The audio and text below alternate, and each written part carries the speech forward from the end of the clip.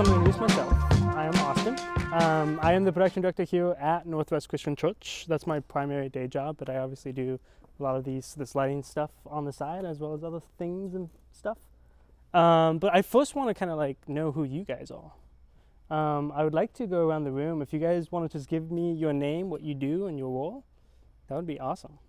Cool. Well, so a couple of things we're going to talk about today is basically taking all of the principles that Jeff said, but then applying it to a worship song. From step one to the end result. So I picked 3 songs today, mainly because we've done them recently and I can just reuse them, so it just makes it really easy. But they really showcase kind of different dynamics of different songs. So we've got one that's like a lot of high energy, so like it would be a really good opener song, so lots of moving lights, big impactful. I've got a hymn look that I'm gonna show off. Here at NCC we are very intentional on doing at least one hymn post service to kind of do multi-generational, and then as well as kind of 2 medium songs, so start slow but can be very impactful. In those songs, I Speak Jesus, Praise, and Same God. Okay? I'm going to start with Praise. The first thing I'm going to do, I'm going to kind of just talk about, well, actually, a lot of what we're going to do is talk about kind of like how I pick graphics. I always pick graphics first before I program the song. The reason being is because of colors and the dynamic of the graphic. I'll listen to the song, and if it's a lot of high energy, I might pick a graphic that's a little bit more higher paced, or find something that's kind of in between. What we're looking at right now on stage, we have one big giant screen, but I have 2 layers, 2 elements. I've got the rectangle, but then I've also got the cross that I can project onto separately.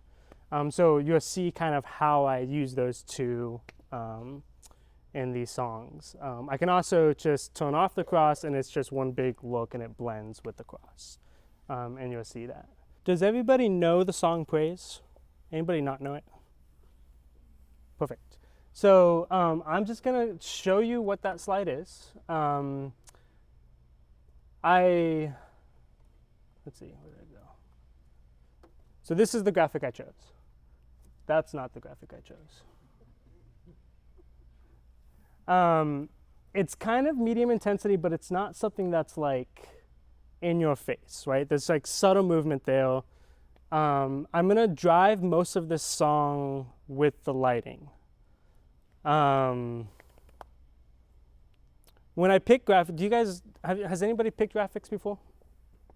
Yeah, most people. So I just use websites that like CMG has good graphics, Visual Revival are the 2 I use. There's Shift Worship, there's Story Loops, and most of the time it's subscription based, and you just go pick, and some of these softwares you can actually type in the name and it actually tempo match for you. Then you go through the collections and you can pick your graphic. I'm not going to show that today because it's really tiny, but I hope that you got to get that. Hope you understand that. Like just picking the graphic, honestly, it's just like, what do you like? Seriously. I mean, it's just like, oh, yeah, this looks good. I like this one. But there's also a lot of ones that don't work. And so that's where that intentional piece comes into place. You don't want just to pick a random graphic where it's like, yeah, that's fine. I don't really care. But you want to find something that matches the song well. And most of the time it's just in your brain. It's yeah, this screams praise to me. I don't know why, but it just looks like it's a praise song. I don't know. There's a lot of cross graphics. There's a lot of intentional things. For this set design, I stray away from cross graphics because I have a cross in the middle of my stage. So, but if I didn't have that cross, I could use more cross songs for more like Jesus songs and praise songs and worship B songs, hymns, things like that. Does that all make sense? Any questions? Okay. If anybody has any questions as I go, please interrupt me. I'm totally happy if you interrupt me. I actually like being interrupted all the time because it happens at home. So, cool. I think what I'm going to do is, so here's what's going to happen. There's the graphic piece. We'll go through, every time I go through a new song, we'll go through the process of how I pick the graphic, what that graphic is, and the intention behind it. One of these songs is, like I said, more upbeat, more open song. One of these songs will showcase a little bit of graphic elements. And then the other is like hymn stuff and more impactful worship stuff, okay? For praise, we're just gonna kind of just watch and listen. I'm gonna hit the play button as we go, and then what we're gonna do is we're gonna go back through and we're gonna dissect it cue by cue. And I can show you kind of how and why I programmed that. Intro.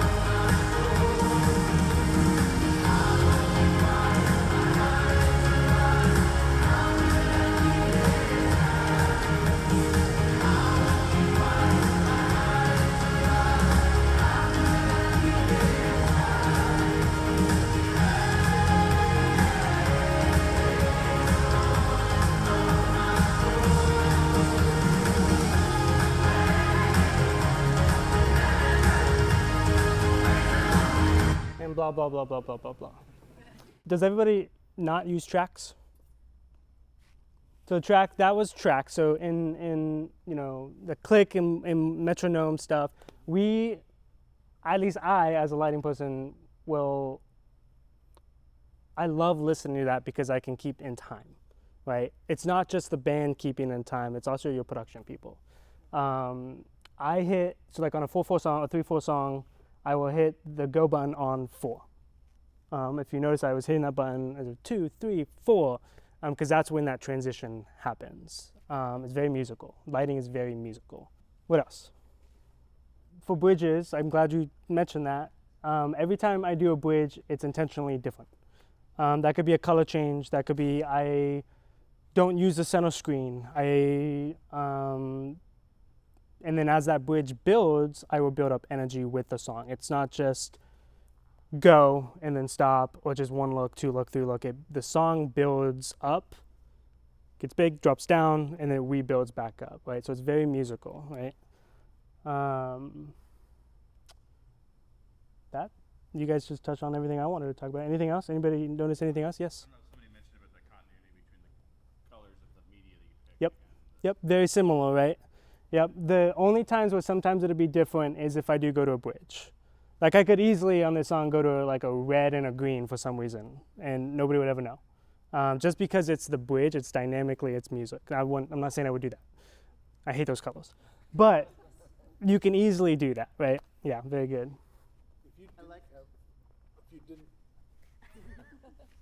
You go first, and then you. So you had continuity between the same sections of the song repeated in different contexts. Yep. Like verse 2 had very similar lights to verse 1, but with like some of the flash and blue stuff added in the background. Or Yep. like the breakdown chorus towards the end of the song had the lights in the same positions as the normal chorus, but less motion. Yep. In lighting, there's a term, and actually a lot of different things. Less is more. I do subtle changes a lot. And that could be from verse 1 to verse 2. It could be honestly just my beams are like this, and I just move them up like that, and that's that subtle change. You're building that dynamic. The congregation notices that there's a change in the music. Right, we're going from verse 1 to verse 2. Yeah, very good. If you didn't have movement available, Mhm. if all of your lights were fixed, Mhm. I guess what would you be? Pretty much just changing color. Yeah, colors, intensity. I think Jeff touched on intensity. Like for scripture reading stuff, like you bring everybody else down and you have that one light on that one person. Same thing. Some consoles, even smaller consoles, do like chases. So you can even do like some color chase. So color chase or an intensity chase is basically just strobing but softer. You might do change intensity and. I don't know. There was actually some of that, and I can go to that. I think it's in this one. Yeah. You see that like the colors are changing on those wash, and then on the top ones, notice how they're going from blue to white. That's a chase. And so you can do things like that without having that movement with some lights, especially LEDs. You can totally do that. And you had a more pronounced version of that. I did. I think that one. Yeah. Those beams aren't moving, but they feel like they're moving. Yeah. Yep. Building that energy, and then as soon as that chorus drops, then that's where the movement comes in. And this is still an intensity chase. You can see that they're actually flashing still, without that strobe effect that a lot of people don't like. You're just doing a soft, smooth fade on those. Yep. Very fun song. It's one of my favorite songs. I am tired of it though, listening to it. I have a question. Yes. So I see you were controlling the scene change as Mhm. you were going through the different parts of the song. Do you ever tie that in directly to the click track, or You mean like the control? like triggering? So like automatically? That's very possible. No, I don't, but there's multiple protocols. There's LTC, which is linear time code, that can do that. There's MIDI firing as well. Yeah, so you can have a cue list like that track a time code sequence based on time, or it can be event driven. So you can MIDI events can be used to advance cues. So both of those techniques are available. It kind of depends on the way your band operates. If your band can be moved to change the order of the song, Yep. then driving on time code is probably your enemy. Yeah. Yep. It's difficult, and then you have to have a lot of prep work going into that. So there's softwares that do it. Our multi-tracks software, we're running Prime. It will do that via MIDI, but it's a lot more prep work during the week to build that. The very popular software is Ableton.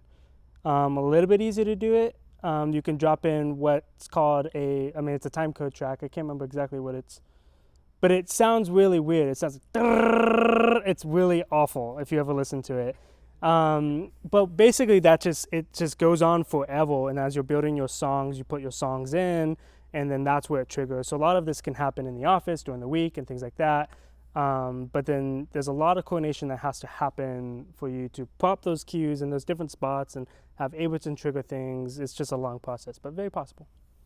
For the church world, I don't see it as an E because, like Jeff said, a lot of things are fluid. A lot of things move and change. But when you go see a show, that's most likely 98% of the time, that's what's happening, is all of those cues are auto-triggered from the stage because they're going from one night to one night to one night. They want to shoot for accuracy. But they do a lot of prep work before they hit the road and do that kind of stuff. Same principle with lyrics, right? You know, it's just auto advance everything. Yep. Yep, SMPTE time code. Thank you. SMPTE was the word I was looking for. Yep. You're showing us the screens of the board here, but Yep. do you do design of the lyric slides as well, or do you just have those? I do. So right now lyrics are pretty basic. I don't have a way to show you. They're just 2 lines, and we put them bottom left of the screen and then top left of the center screen. We used to do color changing for lyrics to match what was going on. I wish I still had that to show you as an example, because you can also tie in your lyrics with what you're doing with lighting and graphics.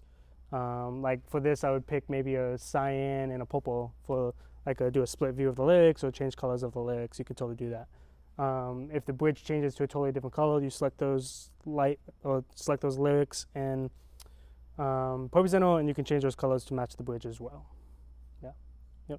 I think one of the things that's tricky about lyrics versus lighting is, at least in my experience, the transitions are not on top of each other for lyrics and lighting. Mm-hmm. And so if you chose to do both of those things in an automated way, that kind of multiplies the number of cues you need to be able to pull it off. Mm-hmm. Yeah. And it's just time. It takes up a lot of time. A lot of time. Yep. Once you get 10 or 20 songs, it's a little easier. You still invariably end up changing stuff. Yeah. Yeah, absolutely. Yep. I think that's why we've kind of left that model, is because things change. Yep. Right? So you're going to go back. You can't just drop it in for every campus and then them go say, oh, we want to change this part of the song, or hey, let's merge these 2 songs together. Mm-hmm. Yep. There's not as much flexibility on the worship end for that. Yep. Yep. Even if the song doesn't change between the 9 and the 11 o'clock service, it might change from month to month. There's a different worship leader, or different context within the service. Mm-hmm. And so one of the things that keeps me alive is the ability to reuse work that I've done in the past. Austin does the same thing, where he has a library of songs to work with, and that just reduces the workload on a week-by-week basis. And if the more things you're chasing in that world, the harder it can be to be able to reuse your work. Yep. Good. Anything else before we move on? Okay. That reminds me that Jeff said, I was going to touch on this before. I think somebody said it down here, a lot of similar looks, right? A lot of similar looks, like repeated looks. I have what's called position pallets on this console, and I'm going to go through that. And this was kind of when Jeff was up there, I was kind of going through some of those on the fly. I'm going to locate those fixtures. I've got on the screen, you can't really see, you can see the little tiny boxes, but you can't really see what they're labeled, so I apologize. But I've got preset looks for all of the movers to go into different spots, and I reuse those and recycle those through every song.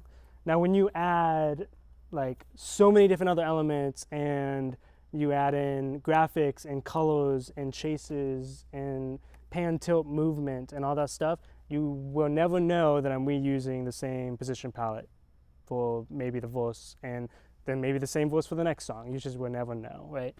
So like I've got like for these ones downstage, I can like do like what we call a fan out.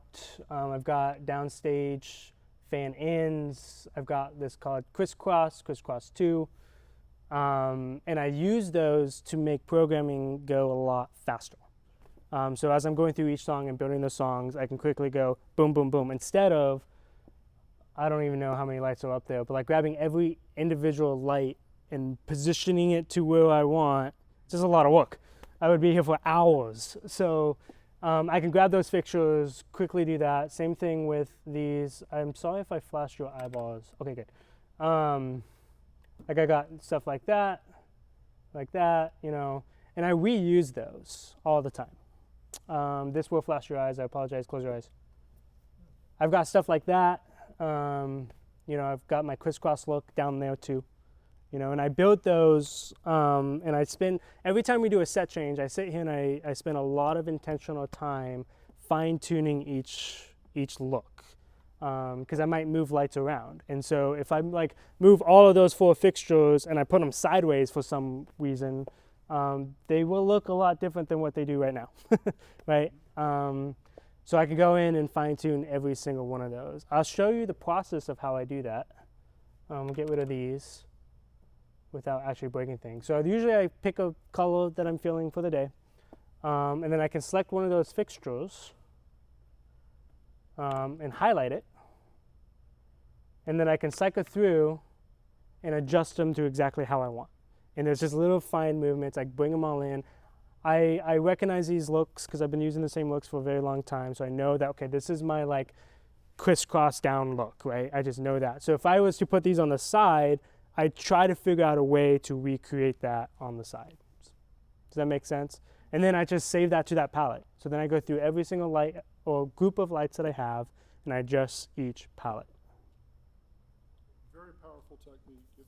What it does is make what you did a year and a half ago for a particular song still relevant for your current set. Yep. You still will probably need to do some adjustments on it, but you can take the effort from, you know, I don't know how much you spend. I'll just do it in terms of my kind of a budget. If I have a song that I've never done before, I block out about an hour to work through that song. Mm-hmm. Even with all the palettes, I'll block out about an hour to do that song. The second time I use that song, it might take me 10 minutes. Yep. The third time I use that song, I'll just make sure that the cues all operate basically the way I want. Yep. And so there's a lot of efficiency you can get by using a palette technique. Color is another place where you want to use palettes. As you move if you reassign fixtures to different purposes and you want to make colors consistent, color palettes are very valuable. I also make use of intensity palettes to say I want to be bright, so I go to my bright intensity palette, and then all the fixtures I have on stage, I can try to make similar brightness in that intensity palette. It gives me a consistency that's very useful. Yep. Exactly. And that's about what I do too. About an hour if it's a brand new song. Honestly, most of that is finding a graphic. No, seriously, I could sit there for hours trying to find the best graphic, but it's just again. Half and sometimes more than half of that hour. Yep. Might be settling on a graphic that works well. Yep. And if I'm smart, which oftentimes I'm not, I will actually try to find that graphic ahead of time of my programming session. So if I know, I've got a new song, I could pull it up on my phone or go in my office. Oh, we're doing a new song. Let me find a graphic before I sit down, pump some haze in the room, and get to programming. Because once I do that, then I'm just sitting here, scroll until I find the graphic that I want. I'm ready once I sit down to program. Instead, I just do that scrolling somewhere else, basically. When do you guys find the time to program? Whenever I get a chance in the week. So it's during the week? It's during the week. Sunday morning? Yep. It's not Sunday morning right before. Yeah, for me it's a combination of those things. For songs that I'm reusing, I will spend, I'm sorry for everybody that is a teacher in here, I will spend teaching time during the second service, walking through my songs and making sure that any changes that might have been true from the last time we used it are accounted for. And I can bring those in and I'm ready for rehearsal on those songs. For brand new songs, during that period of time, I'm really just doing things like making sure I've got my structural components, that I have a song, a cue list set up for me to start working on. I know what tempo the song is, and I've got that programmed in. I might use that to select graphic, if we've gone away from graphic for the time being, but when I was pulling graphics, that might have been when I was looking at my graphics library and get ready for that. Then I've got my Thursday rehearsal, and Thursday rehearsal for me is all about making sure that everything is hitting right on the song. And most of the time, once I get past Thursday rehearsal, the only thing I have to worry about on Sunday morning is the person that came in wearing the bright white and doesn't look well with it. Yep. Yep. Yep. Cool. How do you Yeah. avoid flashing the lights at the audience between scene changes during a song? Give them the sunglasses. Give them sunglasses. Here you go. No, no, that's a very, very good question. I've got a intensity master that assigned to all of the movers that I know could potentially flash the audience. I don't have I do have those on like all of the profile fixtures so like the ones that are on right now. Because if they cycle through gobos and colors and wheels, you see that change. It goes. I don't know if I can demonstrate that. But like obviously just doing that, like you see that movement, right? Or if I manually do that and go, right? You're gonna see that movement in that transition. You can program blind cues, but that doesn't always work. It's just easier to basically, while it's doing that, it's just to take them down. That transition moves. Once the transition's done, you bring it back up. When I go through to this next song, I'll show you that. Does that make sense? I think one of the things that can facilitate that, we do the same thing. One thing that can facilitate that is if you have a mixture of not moving wash fixtures and some moving lights, you leave your non-moving wash fixtures up. They're going to color change, Yep. but that's not going to be. It's a faded color change generally. Exactly. And that won't be jarring to the people in the room, and it will not take your stage black. I think if you go to a concert, you get used to the idea that the stage goes black between songs, and then they bring up the next look, and that's great for that environment, not great for a church environment. So a combination of that just takes the stuff dark that might be a jarring transition, but leave as much brightness on stage as you can manage. Yep. Exactly. I'm going to start talking about, we'll go to the next song. I'm going to first mention what we do for hymns. I have one cue that I use every single week for this hymn, and I would change it up occasionally. Like if we do maybe a different set design, I might change up colors a little bit. Relatively, they're the same colors. I will change the graphic every week. So when I pull this up, the graphic won't come up because I don't have it in right now. So keep that in mind. I could probably make something up.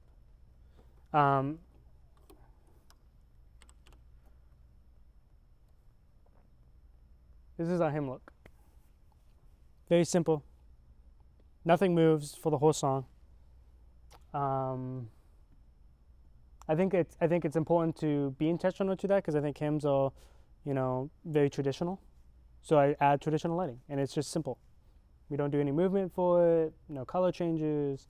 I know that's my color palette, so a lot of times I will just, I think this is what we're using for a hymn this week.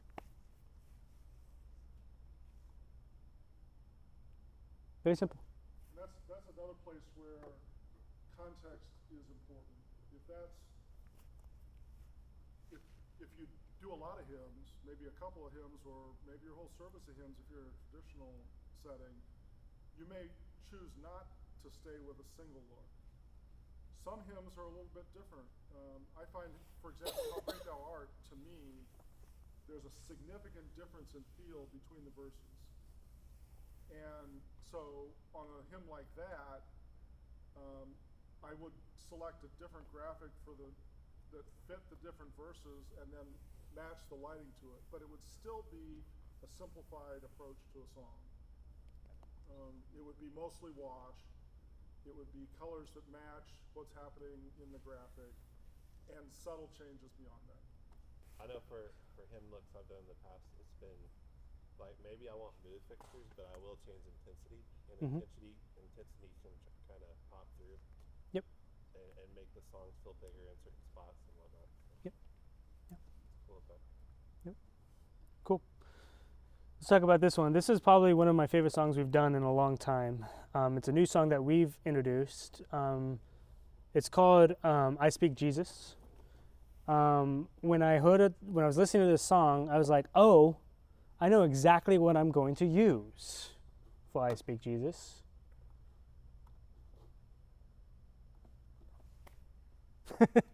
There was this pack that they just released, and I was like, oh my gosh, that's perfect. It's I Speak Jesus, and I have a Jesus graphic. So you're gonna see that in this song in different variations, and how I dynamically change that big giant Jesus and change it. Cool? You guys ready? Intro 2, 3, 4.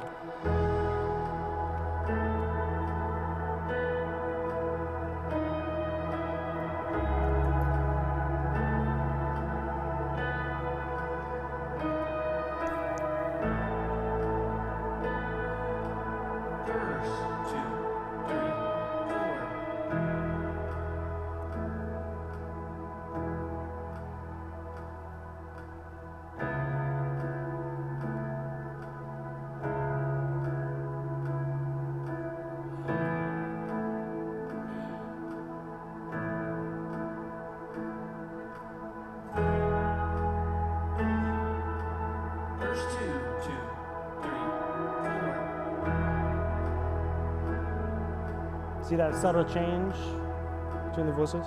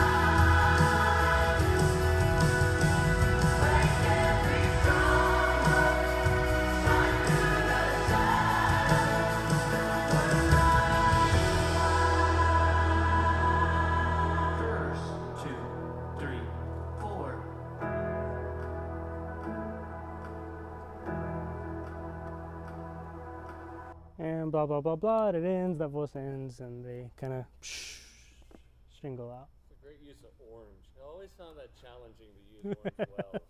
Yeah, orange and greens, man. Austin, I was going to ask you just really Yeah. quick. Do you normally have front fill, like just color, or not color, but just your face lighting would be part of this, or no? Yes, yeah. Typically, it is. We would have it up. So this is, part of that. So we're just It's on a separate. It's not within the cues, within the songs, because I like to control that separately. Right. Yep. Yep. Yep. What did you guys notice? Similar things. Color wheel to pick like complementary colors, or how do you decide that? I push buttons until I like it. I'm serious. When I'm looking through things, I've got these, LED strips on the side. I just go through. I mean, obviously, I go to the graphic. At the time, for my crosses, I only had 3 graphics, and I had this orange graphic. So I put the orange on the cross with the Jesus graphic behind it, and I was like, orange. So I was like, orange and blues are really complementary colors, as well as whites. And so I went from white to orange on the cross, and small Jesus to big Jesus, and then the bridge changed Jesus. And most of the time was just trial and error. Like, oh, that looks good, or I don't like that. And so feel free to, as you get creative, push buttons until you like it. It's all creative process. I think one of the things that I find true for me, and I think anybody that programs lighting over a period of time will find their own visual language for what they're doing. There'll be ways that you express the same concepts. You'll find yourself going back to those same ways over and over again. So there are parts of that song that speak to the strength of God. And to me, strength means I've got lights that are focused in very specific, straight way. I'm not spreading the lights out. I'm not doing patterns with them. Strength means pillars to me, and I generate the pillars from that perspective. And there are a set of colors that I find particularly mean strength to me. So I go back to that stuff. But there are other parts of your visual language that you'll find yourself repeating. Like for me, when you have a down chorus, I tend to pull the lights in. I make the stage smaller during down elements. Mm-hmm. And then I might use the fan kind of a palette for the places where they build, or for big things. I make the stage bigger. And those things, I think everybody finds their own comfort in those things, but over time, I think I would be able to tell whether I did a particular song or not, based on whether it kind of followed my design language. And as you grow as a lighting programmer and designer, that language will evolve. As you get a different collection of lighting instruments in your rig, that language will evolve. But to me, it's very satisfying and comforting to have places that I can go, that if I don't know anything else I'm going to do with a song, I can go back to those elements and really start to build songs out. Yep. Like I mentioned before, down bridges, down courses, I'm down. Like I'm small, I'm quiet, I'm not big, I'm not impactful, because that would be contradictory to what's going on in the song, right? So it's like this. And then when that song built, I built, right? You can see some color, some intensity chases that are a little bit faster, a little bit, I would call it maybe a little bit more aggressive, versus just a smooth fade. They're more flashing as it builds. Even the graphic is building in a sense. Went from the white cross to then this colorful graphic that's tying into what's going on stage. And then once that power hits, big and impactful.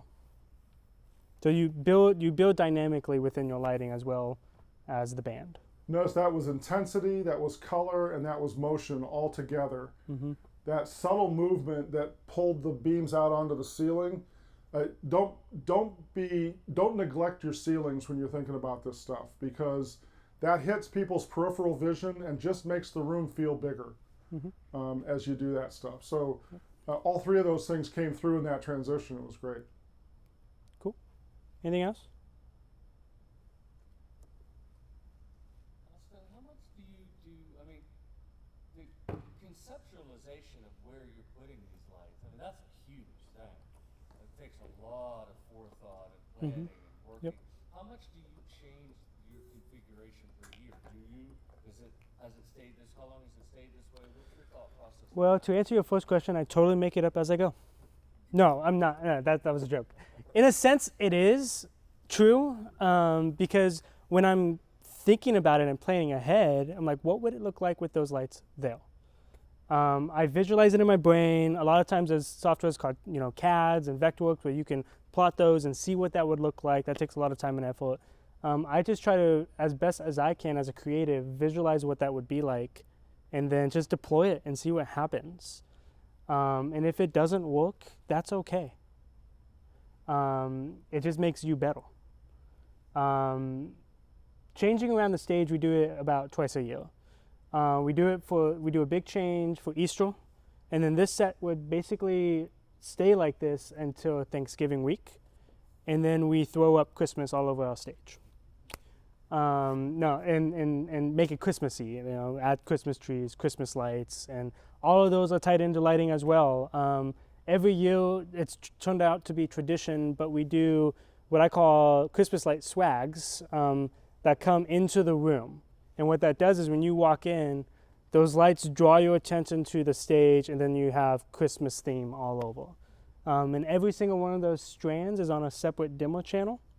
So I can do intensity chases with them and different things. All the trees on a separate dimmer channel. So I do that too. I can do chases with the trees. Garland on stage, but the main principles of the lighting are the same.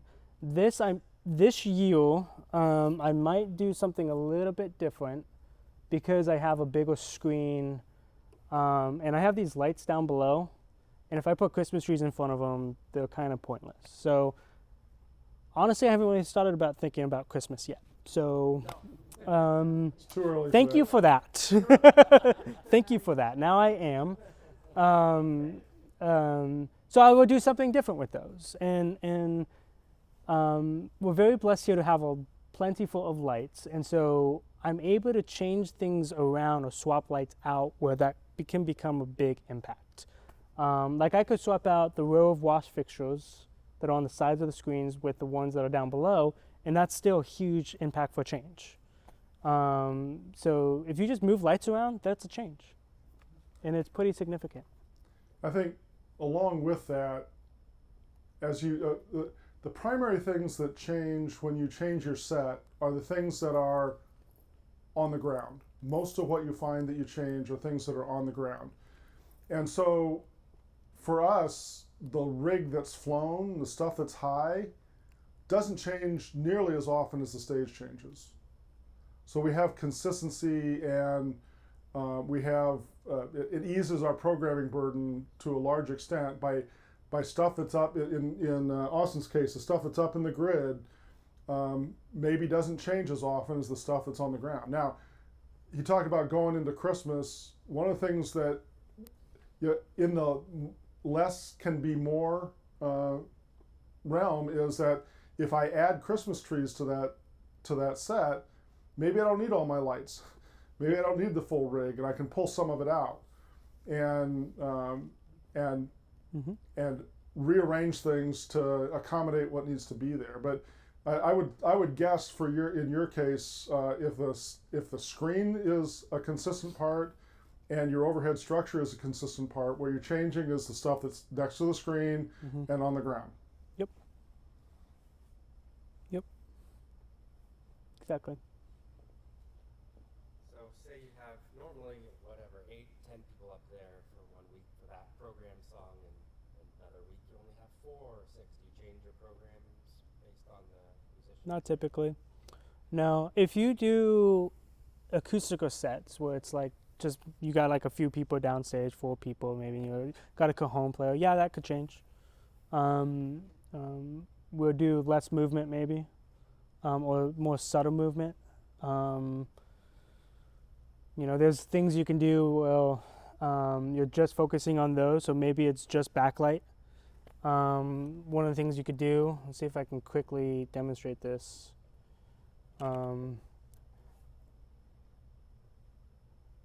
Maybe not that bright. If you have a bunch of people downstage, you have graphics and other things, you can really easily just bring, and focus on those 4.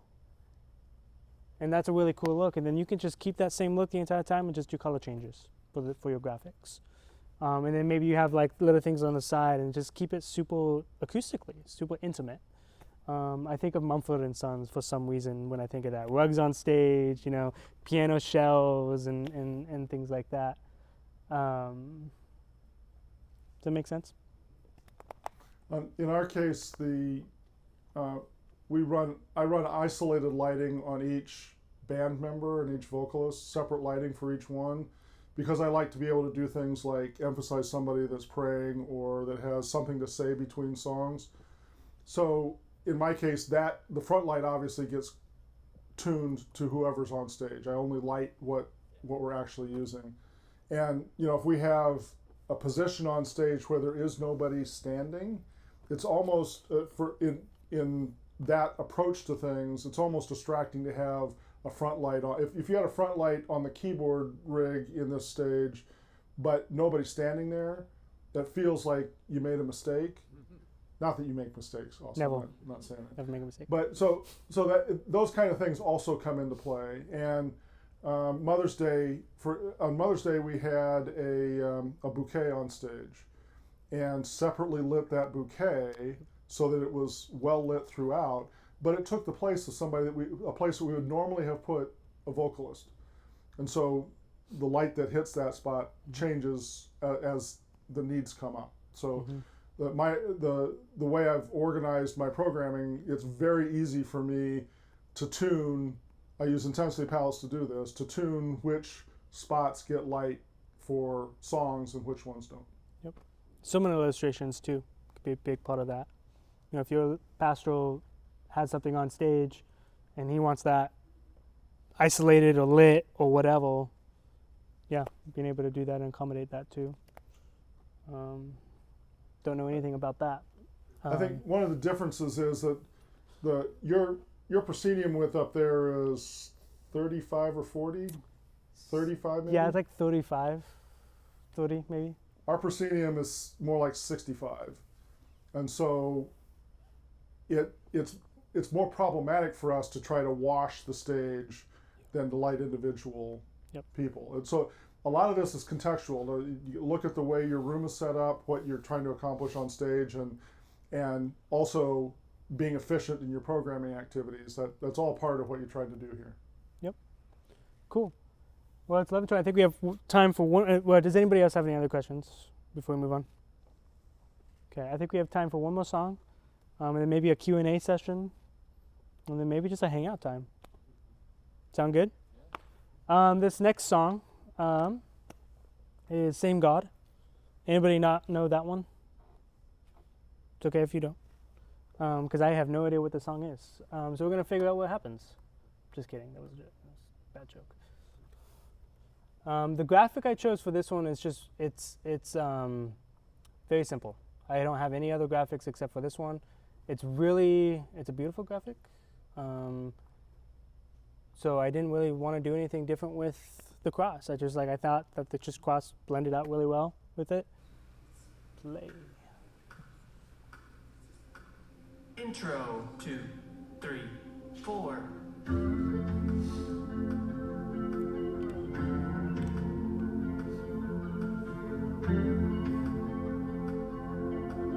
Verse 2, 3, 4.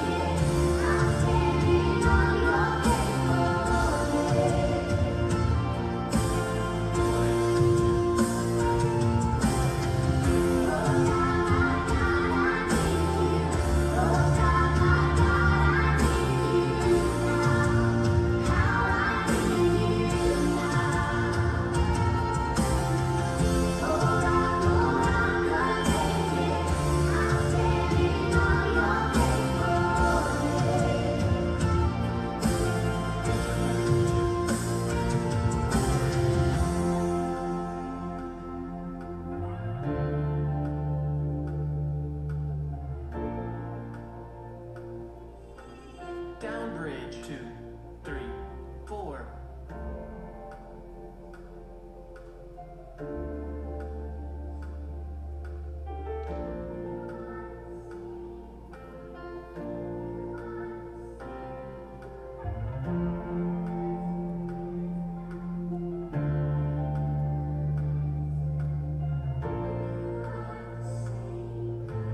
Bridge. 2, 3, 4.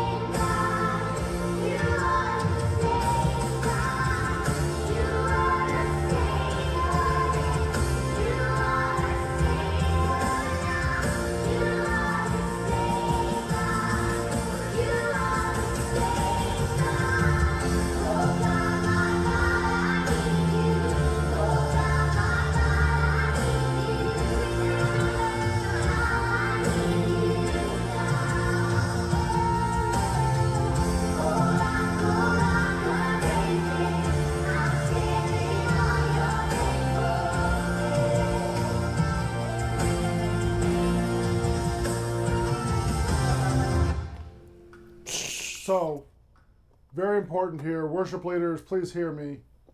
Always have the original key available. Yep, I just noticed that. That was the first thing I was going to say, but you beat me to it. I did not check the keys on these songs before when I put them in. Obviously not the original key. What did you guys notice in this one?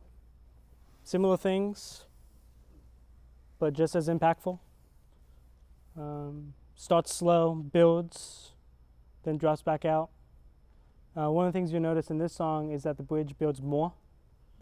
I had 4 bridge cues in this.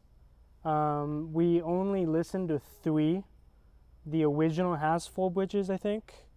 So what I did in that 4th bridge, or that 4th bridge, in the middle of that big bridge, right when that happened, right in the middle, the band started to pick up a little bit, so I just did that cue.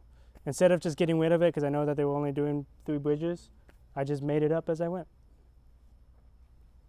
What do you have behind? Do you have like the drum lighting? You've got what? A couple cans around? Just 2 static LED fixtures just on the base of the drums. That looked nice in the bridges. And the bridge was happening, yeah. And when right after the bridge, all the lower lights were kind of layered on top of each other. So Yep. when they opened up, it revealed the cross again. Yeah. And that was really impactful. So tying in your graphic to your lighting, right? And how you do graphics, yep. I also noticed more effect on the ceiling. Maybe the other songs had that effect on the ceiling too. But Yeah. Better at noticing it. Yeah, now that it's pointed out, yep. And then also, even though they're very short segments, you have scenes for those turnarounds. The turnarounds, yep, exactly, yep. You're A measure or 2 long only. good. How are you labeling your cues? Yes. Is it just like first chorus, first? Yep, exactly. So it's whatever the song sequence is. So like I have an intro cue and an end cue. Some of them are like coupled together. So like they intentionally, because I just copied this from I think last week, which is why the key is weird. But they cut out that outro in the tracks and they just decided just to do a splash out and just have the band drive that. But I do have like a down cue, but I combine that with my ending cue just in case those moments do happen. But there's an intro, verse 1, verse 2, down chorus, turn around, verse 3, verse 4, chorus, interlude, yada, yada, yada. And then it gets into the bridges. So down bridge, it's labeled as is. And I go according to the tracks, always. The chart sometimes might be a little bit different. But if I'm listening to cues in my head and it says down bridge, but it's actually technically a down chorus or whatever in the charts, then I want to label that as I'm listening. So then it doesn't confuse volunteers. Yeah, that happens. For some reason, that happens in some of the sources for charts. That some elements of the song will get named in really interesting ways. For me, I do things a little. I do things differently than Austin does. My console gives me the ability to create what's called a magic sheet that lets you more directly select which cue you're using. Austin has a cue list. He works his way sequentially through that cue list, and labeling the way he does makes sense for that application. For me, I have a set of looks that I can select at any point, and generally what I'll do is I'll create, for most songs, almost all songs, will have a down verse and an up verse, and a down chorus and an up chorus, and a down bridge and an up bridge. And then I'll sprinkle in some additional looks if it's warranted by the song. And then I'll just have those looks available to me. And part of my programming is to lay out the sequence of the song. So I use the notation that makes sense to me as the operator, that says the next change I'm going to make is to a big chorus. And I'll go and select big chorus. I'll have built into the way I store each song is the form of that song. So if the worship leader changes the form of the song, I can just change my notes. All Austin has to do is rearrange the order of his cues. Yep. So different approaches depending on what makes sense for you. I find in my case, I find that I generally have a few less looks than there are cues, because I can reuse down verses or I can reuse up choruses, whatever happens to be the case. So again, you'll find something that works for the equipment you have and the way you think. Yep. What do you do? mentioned volunteers a second ago. So, are you training volunteers to run what you've already programmed? Yep. And Yeah. And a lot of what we do is what we call, it's a terminology called busking. So it's making things up and adjusting things on the fly. So that's where, like, I don't program house lighting, front lighting, like the baptism light, things like that. That's all on Fatals.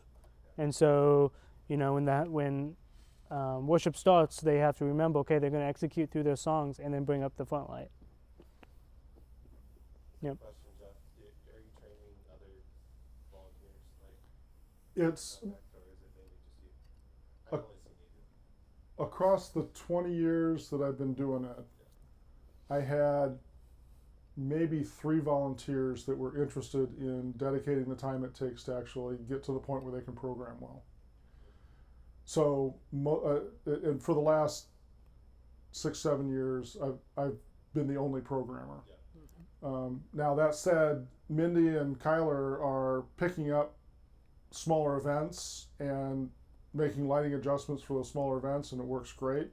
They're 2 of the people that are also people that can operate on weekends, because I'm not able to be there every weekend. But yeah, we have at Rolling Hills is a pretty small group of people that are tight there, and part of that is that it's less common for people that are interested in production to be interested in lighting. I think what we find is it's very easy to work people into camera operation, and from camera operation they can take other roles within the video part of the ministry. And there are a lot of people that really want to sit down and run the faders on the soundboard. Yep. And it's easy to find guys that want to do audio, men or women that want to do audio.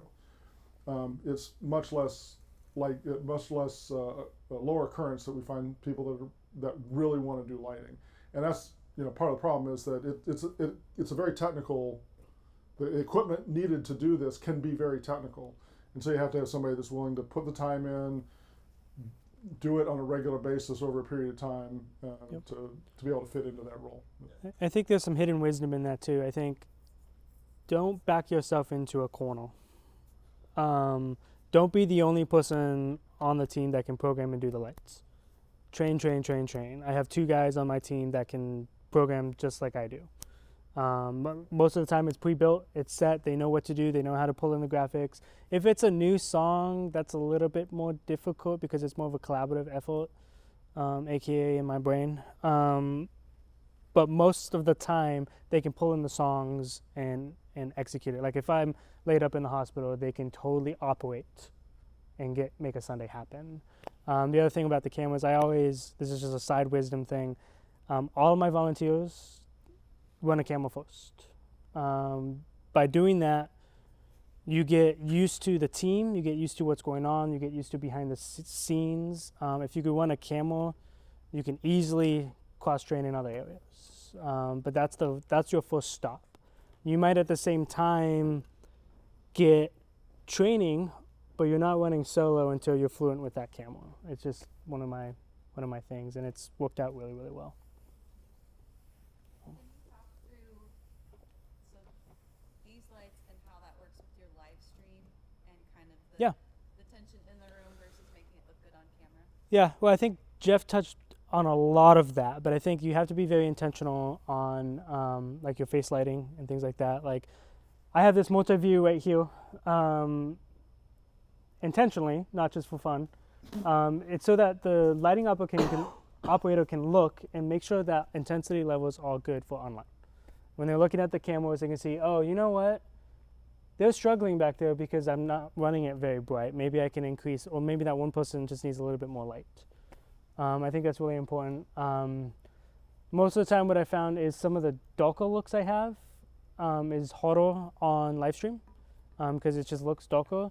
So a lot of times they'll take more wider shots to kind of feel the room, and then they'll go tight, and they kind of stay tight for the bridge. They'll do drum shots and things like that. It just kind of depends on your culture and how you want to do things. But number one, if you have enough face light, most of the time it's going to be okay. Would you say starting with the source is lighting or increasing settings on cameras first? Lighting first. It's always lighting. Yeah. Yep. Maybe less so live, but and more so post-production video stuff, but always starts at lighting, and then you adjust your cameras. Like our cameras are white balanced to what's going on stage. It's not the other way around. I can't change the color temperature really well on these lights without putting gel in them. They're just one color temperature. I think if you were to think about the kind of areas of concern, cameras versus lighting first for the way the stage looks. But one of the things that we try to do intentionally is look at camera angles and make sure that we've got clean shots to people that are on stage in the places where that makes sense. So if we want to pick up the drummer by themselves from one of the cameras in the house, that we have an angle to do that.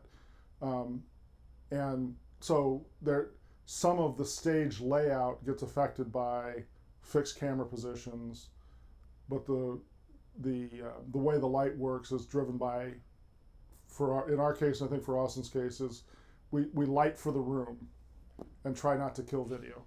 But with us being a broadcast campus, we're just a little bit more intentional on it. But Lightroom first, then everything else just kind of usually falls into place. Make the small little adjustments, and typically it's great.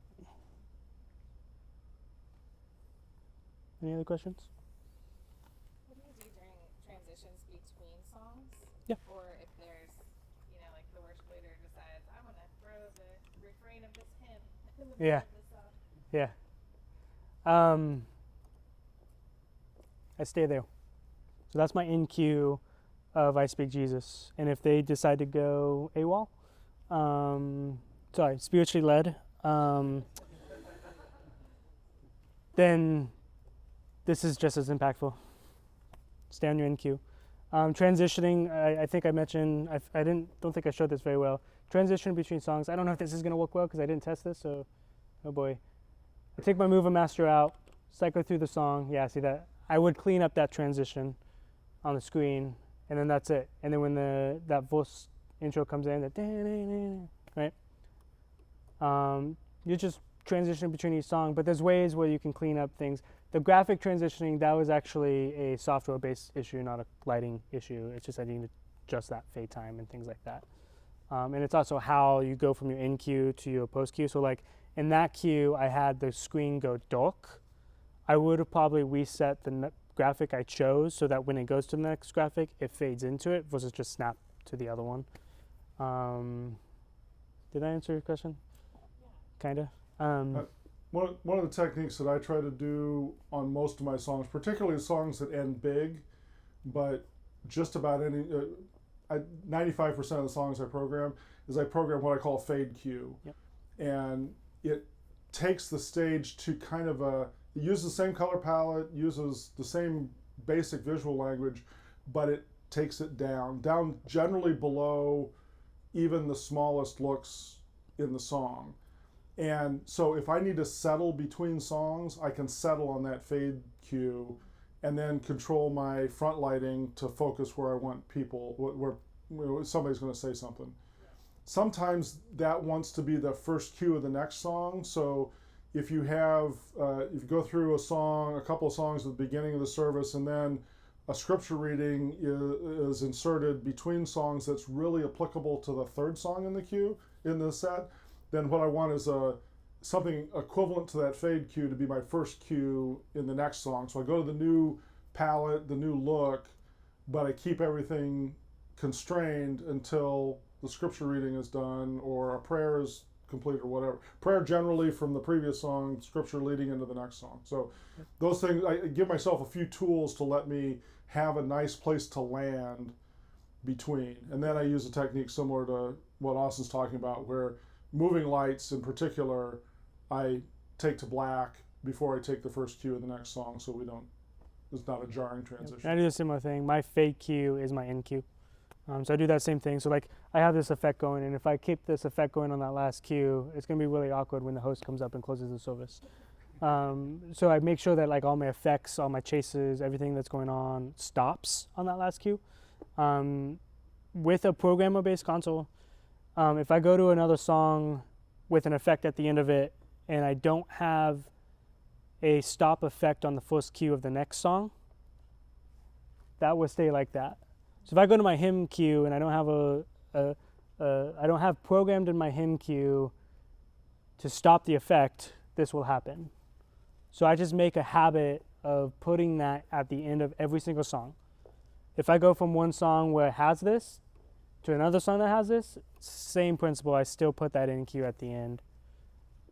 Same things with intensity things. And there's sometimes, well, you know, if that in cue, I'll just go to the in cue. Like say this was the closing song, that's my look for when the host comes out, you know, that teaching light comes up. He closes, hey, thank you so much for being here. God bless, have a good day. Then that comes out, then I transition to my series look, right? The movers will move and do what they need to do, so I'm not flashing audience. And then I fade that in, and the service is over. We'll do a live postlude to the service most weekends, and so I'll land at the end of the last song on my fade cue. Yep. We might have a host come up and do as Austin talked about, and then the band will launch back in. You generally do a reprise of the big chorus or something. And so I'll stay on that lighting look during that period of time, and when that's done, then go back to the... So I'll bring up the house lights, let people move around and what they need to do, but my lighting look will stay the same. As long as I'm in that song mode, I'll stay in that lighting look. Same thing for baptisms. When we do baptism, it's typically at the end of the service, right before the closing. So I just stay on that last cue, as long as there's no movement. And typically there's not, because I put that in there at the end cue. And I just leave it there. Because what I don't want is that transitioning happening to go to the series look, the walk-in look, while that's happening, especially when our series graphic is this.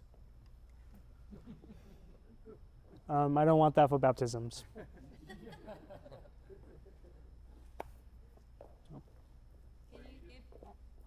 Yep.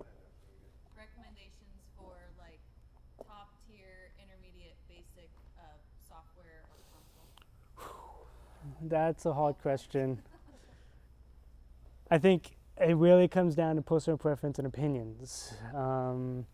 Just like it would be the same with audio consoles. Everybody has an opinion on how they want, you know, what they want, or what they like and don't like. There's a lot of simple consoles out there. There's a console called Likey. That's software based, single universe. Maybe I don't even know if you can go above that. I don't even know. Just single universe, and you can do things like that. And it's all software controlled. You can build queues, do all the things you need to do. There's like little MIDI controllers that you can do like fados with it. There's Stream Deck stuff you can do with that, push buttons. That's what we use for a long time. Yeah. Then you can get up to like more PC based. So like there's tons of manufacturers out there. We're running Campsys. Jeff is running ETC. They're two very good consoles. The industry standard out there is Grand MA, but that is a learning curve. It's a lot of console for most churches, which is why we didn't go in that direction. And then there's Avo Lights. What's that one? Onyx, Martin.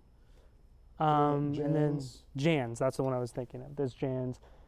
Research and find what's more affordable for you, and watch videos and see what just you like. They're all good. They all do the same thing, I think just in different ways. one of the things you can look at is watch the way the company promotes their consoles.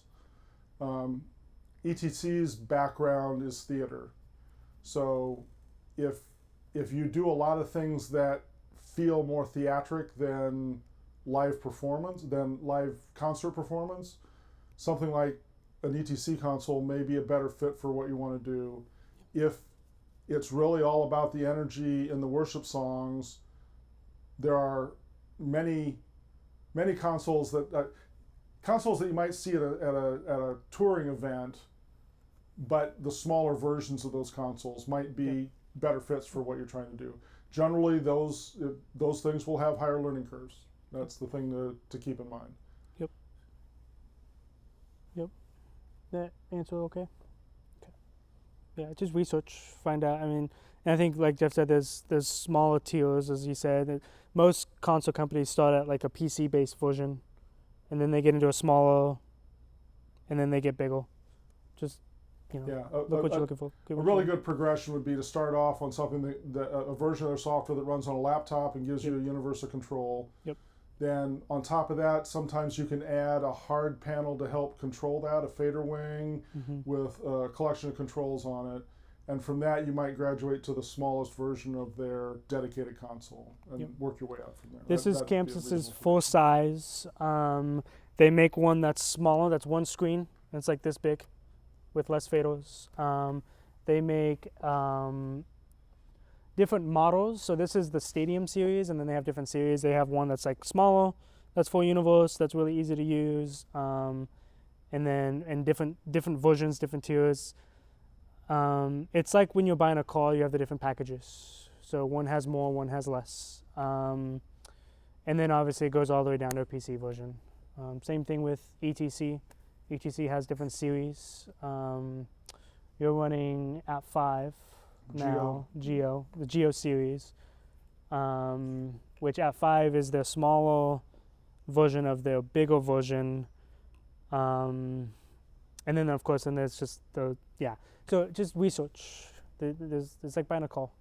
You research buying a car. You're gonna do the same thing with buying a console. And honestly, sometimes they come out to the same price as a car. So, do your research. I think using a group like this would be great to go be like, hey, can I come check out what you have? Exactly. Yeah, go look at what other people have. Yep. Discord. Get training. If you buy from an integrator, they will come with training. If they don't use a different integrator. They will help you. They will train you on what you buy. They'll make recommendations to what they like, not necessarily what you like. Ben and I had this whole long conversation the other day. They're going to tell you what they like, not what you need, what you want. So do the research, but get recommendations from multiple people. And then go to these places and get training from the people who are fluent with them. I think another thing to think about is a growth path as you're looking at anything specific. Think about what the next step might be in that family.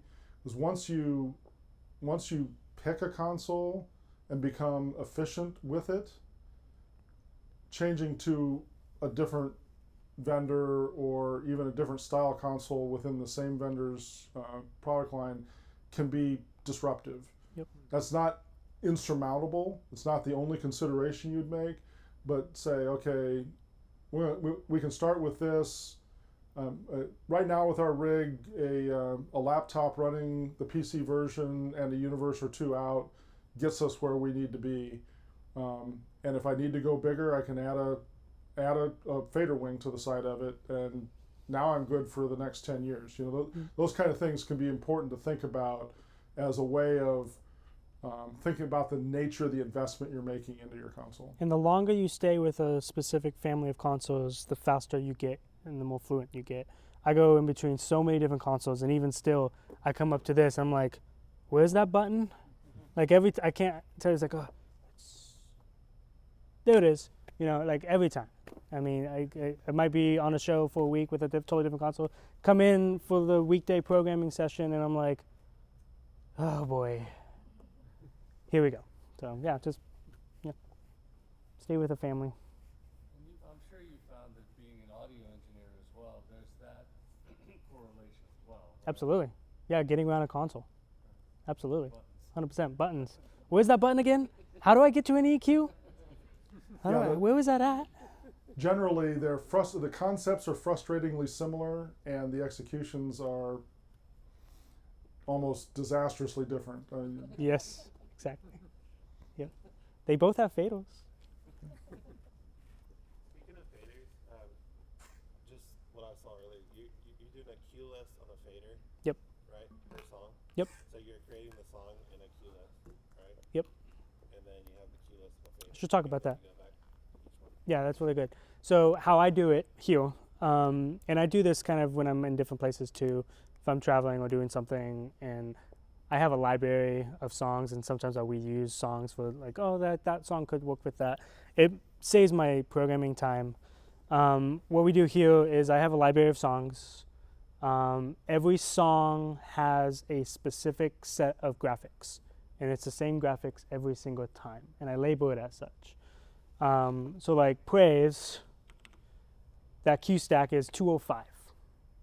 So it's song 205 in Planning Center, and I have a Excel sheet that says, okay, Praise is this graphic and this cue stack. And then within the cue stack, all I do is I go to my library, find the song and there, move it, put it on a fader, and it's ready to go. And then I go find the graphic, drag it in, and make sure it syncs up. So every graphic has a song, very intentional. Because if I picked a different graphic for a song, then the colors won't match. So going in between songs, you're just. Yep, just. Yep. Is it still Usually it's linear. crossfading in Mighty? What's that? Yeah, you can. Crossfading. Yeah, so like when busking shows, you can like put things on faders that like you can put like effects. So like I can put like a circle look on a fader, so then that's ready to go whenever I want it. I should have done that for today because you saw my little. I can grab that and I can put that in if I just want a subtle little movement pattern. You can put color changes on faders. You can do intensities on faders. Right now, primarily, I have intensities and cue stacks. So like obviously intensity of house lighting, front light versus teaching light, my baptism light over there in the corner, and then just the, walk-in and songs for cue stacks.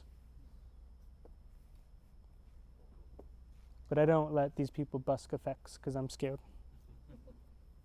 We have a similar situation where the primary complex looks are recorded as cues and in different cue lists in the ETC console, but I have what I think of as modifiers that layer on top of what's there.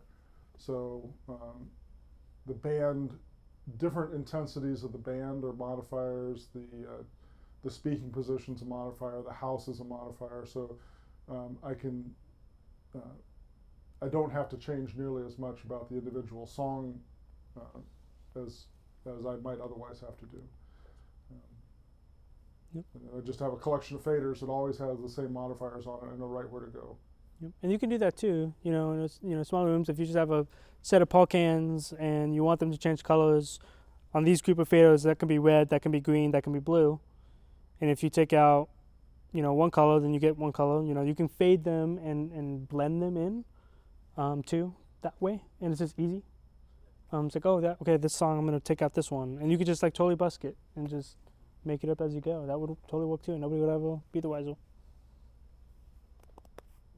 Jeff was mentioning earlier about, you get somebody walking in with a bright white. Yeah.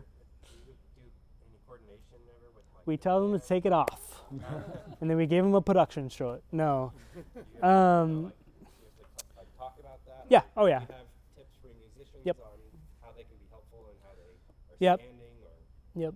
Yep. Here we have like a document that we're actually continuing to form, but it's like basically guidelines of what to, as a vocalist or as a musician, what to wail, things like that, what to expect, why we do what we do, all of that stuff. But they don't listen, and so you just have to make it. You just have to make adjustments. So, sometimes it's completely futile. We have one drummer who has a dark complexion and loves to wear black, and completely disappears on the drum kit when he's playing, and is also an elder. So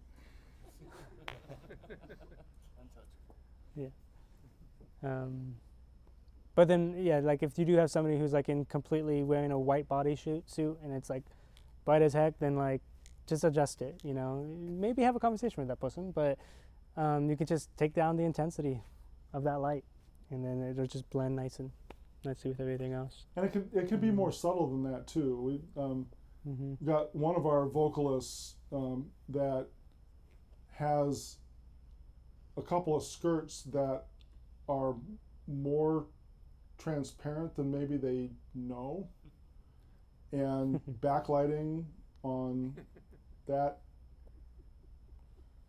So we sometimes have conversations around those kind of things. You just have to have conversations with them, I think. I mean, obviously appropriate wail, appropriate clothing. And part of that is just like we emphasize that, like wear appropriate clothing, like what not to wear, what you can wear, but as well as colors. There's also that short, and maybe you can remind me, there's a terminology for this that causes lines to move on camera. There's a moire problem that you moire problem. Yeah, where if you wear those kind of clothing, it's going to be really distracting. Our lead pastor wears those all the time, and it's really annoying. We keep telling him not to, and he still does. So you have troubles with that too. That could be an issue. Yeah, we had Bill had one shirt that was just a problem because it would always moire when he was when he was teaching with that shirt. And sometimes it is just what it is. Yep. This is not an attack at you, but we try to say no to stripes too, because stripes can be distracting on stage. More muted colors, but you can be vibrant, just not. Yeah, generally patterns, the problems graphics. come at opposite ends of the intensity scale. So you got a full white or a full black. They can both be problems. Yep. You can almost always deal with anything in between. Yep. And it's really, that's one of the subtleties there. We talk a little bit about complexion. One of the things that took me a little while to learn is that equal intensity on the light bouncing off somebody's face is not always the right answer. A darker complected person ought to look darker in the light that you give them. And so that was a tough lesson for me to learn. I was always trying to make sure that I could see the features equally well for everybody on stage, and that's the wrong answer. You want to be more thoughtful about that when you're looking at intensities on stage.